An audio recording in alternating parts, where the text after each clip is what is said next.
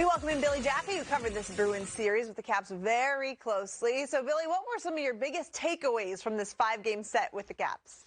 Well, it was fun. It was physical. Fun if you're a Bruins fan, that is. But once the Boston Bruins, Jamie, got to their game, and meaning they didn't try and match the Washington Capitals hit for hit, that's when they became a better team. And look, game one, that's what, listen, sometimes, even though they lost in overtime, it wasn't a great game for the Bruins. And the Caps, well, at times they rolled over them. The Caps played more to their identity, and actually I thought maybe too much. I think they were looking for hits galore.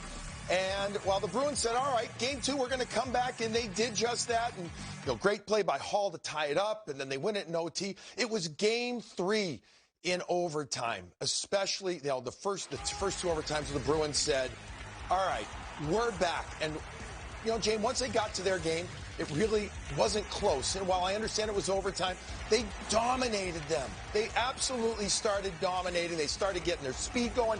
Actually, what ended up happening was their defense became great. Their transition game got better. They got through the neutral zone, which the Caps were doing this 1-3-1 in, which really gave them fits the first game and a half or so. And once the Bruins got to the game, it was a Bruins series. And then you look on the back end, and Charlie McAvoy just continues to excel on the blue line for the Boston Bruins. What impact do you think he had specifically on the Bees so far this playoffs? He's been spectacular. He's put up some points, which was part of the process for Charlie to become even a more complete defenseman. But he's been an absolute beast. Over 27 minutes he averaged in the 5-game series. He did it all for the Bruins.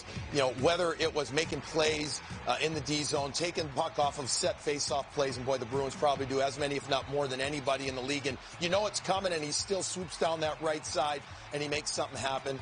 He took over a power play role, and that was one of the great adjustments that Bruce Cassidy and his staff did later in the series, to where they put Charlie McAvoy out there and David Krejci, and they had 4 right shots, and he became the guy up top and moved around and really was magical in helping get those guys going again. What he was is everything you need out of a dominant number one defenseman, and he's still so young, and you're seeing, I think, what he can become, which is, again, a top 5 NHL D-man in this league. Yeah, I agree. Some high praise there, and well-deserved. When you look at the Boston team, they did a good job of limiting the total grade A chances, I think, from Washington. But in terms of shots, the Capitals really dominated, and that's where the Bruins really had to turn to old, reliable Tuukka Rask, who came up huge in this series. What did you like about his play in the first round? The calmness, the Tuukka-ness, if that's a way to describe it. The way that, he's one of the goalies in the league, the ultimate goalies, that when he's on, it's chill, man. It's easy. He's learned to hold his feet even longer now. He takes some shots on, we'll call them either breakaways or semi-breakaways, where he barely goes down, and it throws some of the shooters off. His puck touches in the last 2 seasons have become much, much better, and so that helps out the defense. So 10 goals against in the series. 10. 7 of them were either deflections or screens or tips in front of the net. Hardly anything beat him cleanly.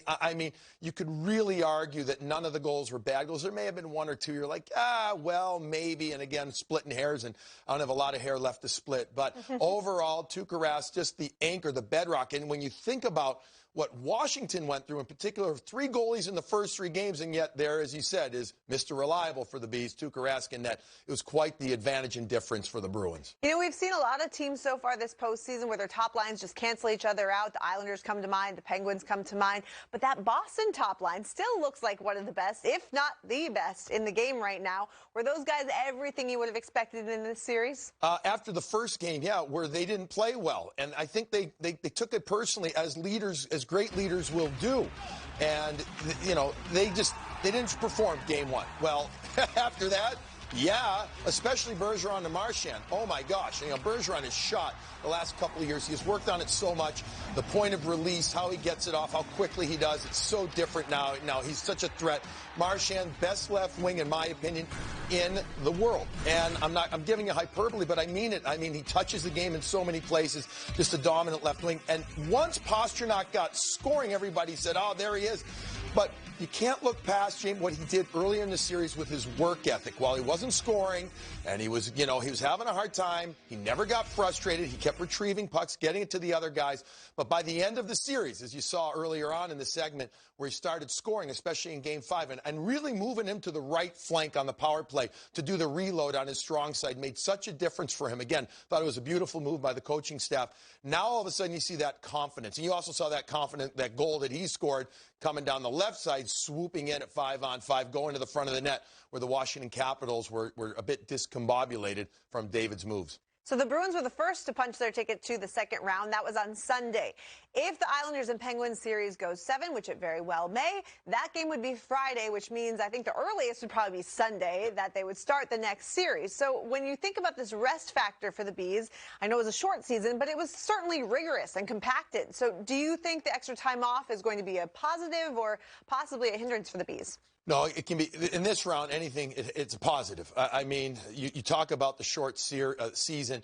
27 games in 48 days, if I remember correctly, what the Bruins ended the regular season with. And that's an awful lot. And they've got some guys that are a little bit older, the Bergerons, the Krejcis, the Rask, et cetera. They're loving these couple of days off.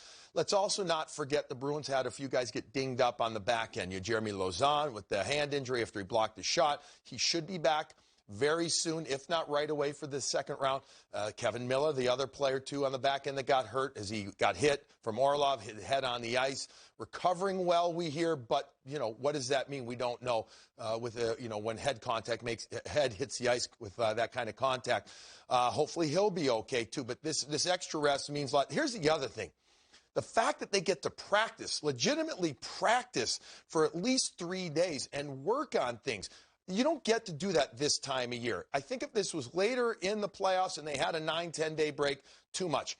I think if they get a 6 to 7 day break, that's the perfect amount of time right now, especially given that they'll get 3 really good practices in. I think that could be gold for them. And then they'll be taking on an opponent that's coming off a very emotional, hard-fought series between the Islanders and Penguins. Can't wait to see what unfolds there. Thanks so much for the insight, Billy. You are very welcome. Say hi to the guys.